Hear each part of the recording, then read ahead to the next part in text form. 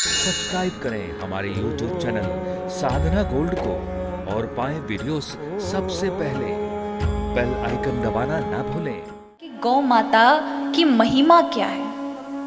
संसार में आप जितने दान पुण्य आदि कर लें, संसार में जप तप आदि व्रत पूजा चंद्रायण व्रत आदि तपस्या योग साधन ज्ञान मार्ग जितने भी साधन है और उनको करने से जो फल की प्राप्ति होती है, वो फल अगर गौ माता को एक घास खिला दी, तृण खिला दिए, वो फल आपको वहां प्राप्त हो जाता है। यहां भगवान कृष्ण अपने पिताजी को समझा रहे हैं और कहते हैं, तीर्थ स्थानेषु यत् पुण्यम, तीर्थ स्थान का जो पुण्य होता है, यत् पुण्यम विप्र भोजने, जो पुण्य ब्राह्मणों को भोजन कराने से प्राप्त होता है, सव्रतोपवासेषु सर्वेषवेव तपसु च, सर्व व्रत आदि करने से तपस्या करने से जो पुण्य की प्राप्ति होती है, यत् पुण्यम च महादाने यत् पुण्यम हरि सेवने, जो दान देने से पुण्य की प्राप्ति होती है, भगवान विष्णु का पूजन करने से फल प्राप्त होता है।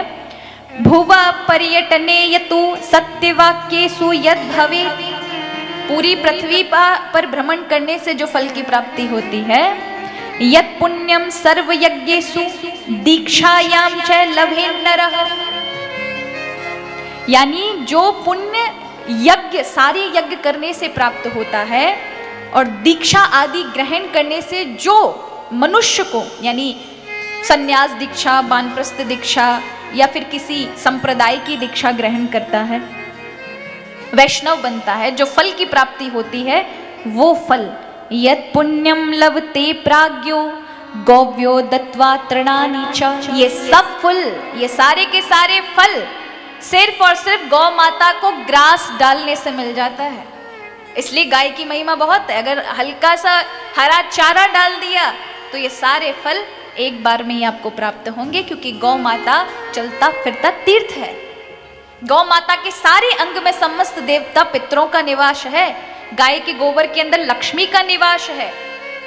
गाय जहां चलती है उस पृथ्वी को जो प्रतिदिन रज से मस्तक लगाता है, गौ खुर की जमीन से मिट्टी लेकर प्रतिदिन अपने मस्तक पर लगाकर किसी कार्य के लिए जाता है, वहां के उसके कार्य असफल नहीं होंगे, वो विजयी होगा। यह आशीर्वाद है भगवान श्री कृष्ण का।